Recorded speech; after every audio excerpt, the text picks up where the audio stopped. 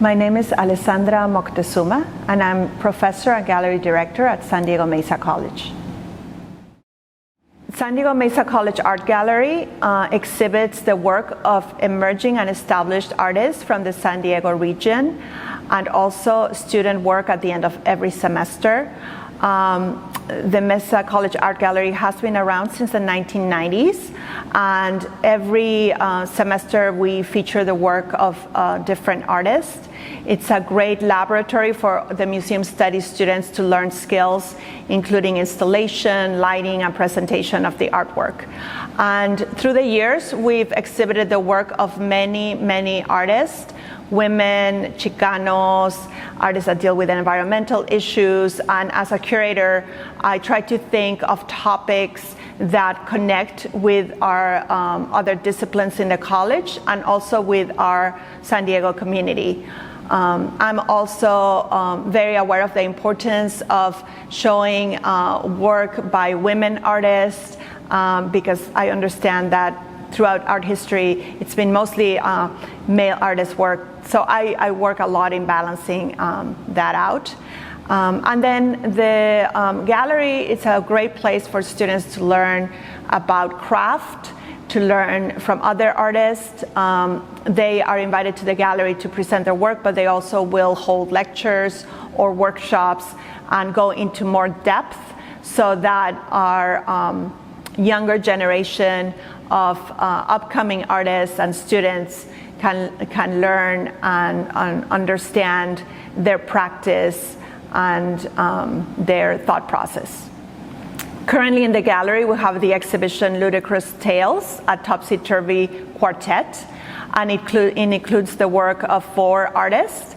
Gloria Muriel is a muralist, and she has painted a lot of murals around the city of San Diego. I liked that many of the students recognized her work, and she created paintings specifically for this exhibition in response to the ceramic pieces done by Irene de Watteville and Belicity Stye.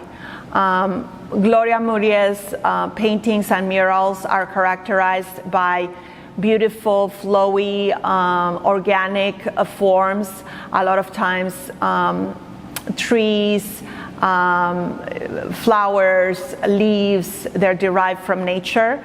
And she also uses a very distinctive series of faces, like nymphs or fairies. So definitely paying homage to the female spirit in her artwork. Belicity Stye is a ceramic artist who's part of the exhibition. She's originally from Turkey, and she created a very playful banquet table with a lot of different objects. A lot of Belicity's work centers on thinking about being an immigrant and being a woman, and she makes a contemporary some of the ceramic traditions that she learned in her country. Irene de Watteville is an artist from France, and she also works in porcelain, and she incorporates some of the tradition of French porcelain and into her pieces.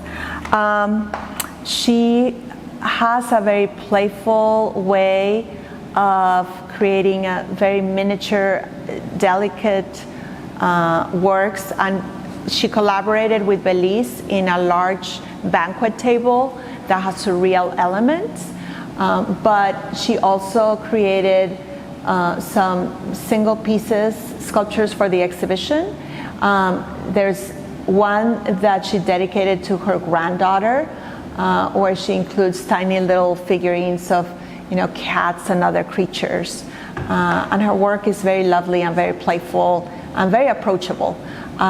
She's also done some public arts commissions, and so besides doing the smaller work, she also has worked large scale. Aida Valencia studied in Jalisco in Mexico, and she lives in Tijuana. She works in metal, and for this exhibition she created 4 large trees that have beautiful flowers that are made up in mosaic, colorful mosaic. And she was very interested in issues related to climate change and the environment. So in the exhibition, she has a couple of the trees that are silver with the very vibrant and colorful blossoms. And then she has trees that are rust color and kind of grayed out, where the flowers are dying out. And she was thinking of the drought and the fires and some of the things that are affecting us today. We had a lot of fun putting this exhibition together. I had first seen the work of the banquet, the feast, by Irene de Vatteville and Belicity Stye at another gallery here in San Diego. And I thought that it would be perfect for Women's History Month in 2019. So I invited them to bring the work.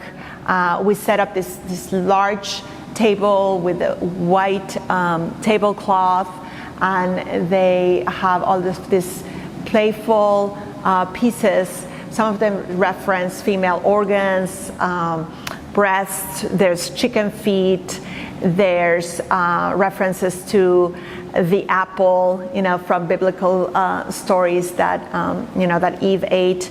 And so there's a lot of really interesting references to women. And then I invited Gloria Muriel to create works around this exhibition, and her works also have these very playful fairy tale characters and flowers and female organs. So I think they were all very much in tune in terms of what they felt was important, what women bring to the world in terms of nurturing, in terms of their connection to nature. And then Aida Valencia also celebrates that aspect in her work, the connection to the natural world. And they all had a lot of fun working together, coming up with the exhibition. So there's a lot of female power in the work, and there's a lot of these natural references in the work, but there's also a big impetus to work together and collaborate, which is also, I think, part of kind of women's labor to work together and create together. I really connect with all of their works because as an artist myself, I also utilized imagery that related to female personas, whether it be from folk traditions or from a different cultures, from a Mexican perspective, or from fairy tales, or from some of the classical stories of women. And so I really connected with their work, and also the playfulness in their work. I think to use irony and to use wit and to use humor in the work makes it much more accessible to people.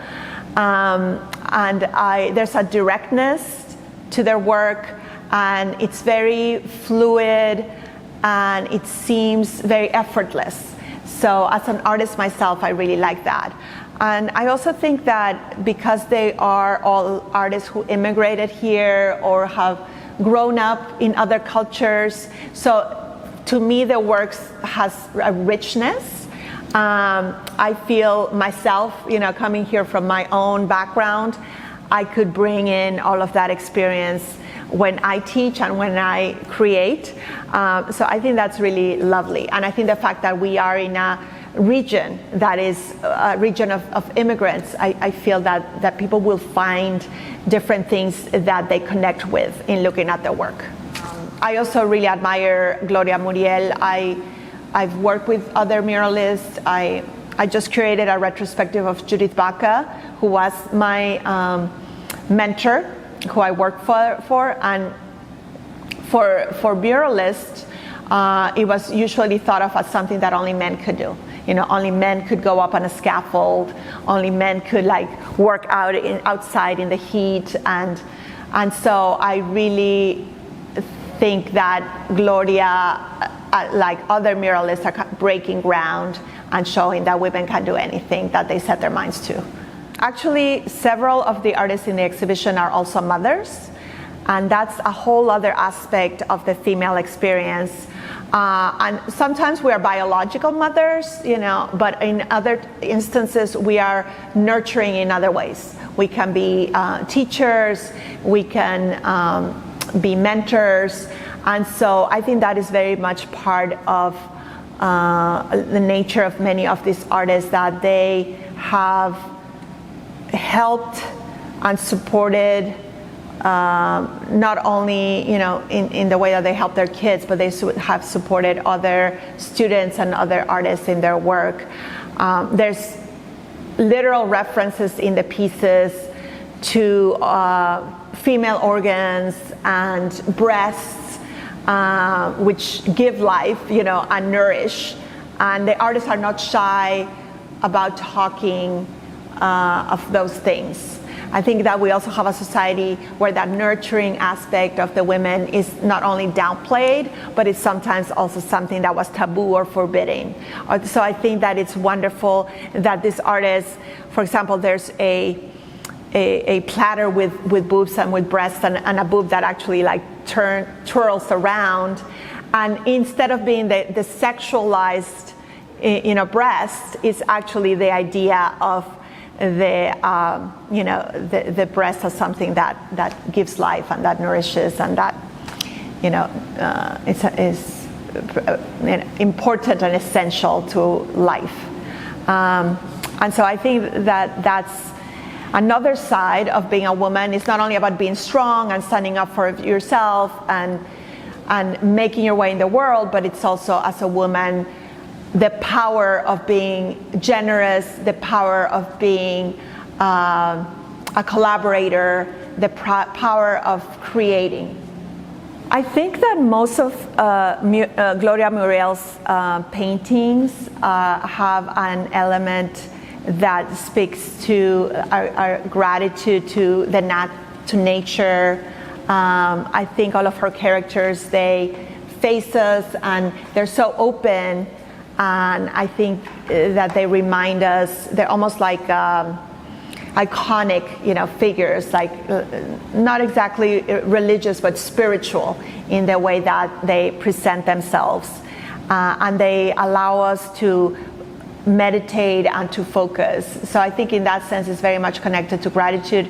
But I also feel that Aida's work speaks to gratitude because she celebrates and she reminds us that we should be protectors of our land, our nature, and that we should be thankful for the earth.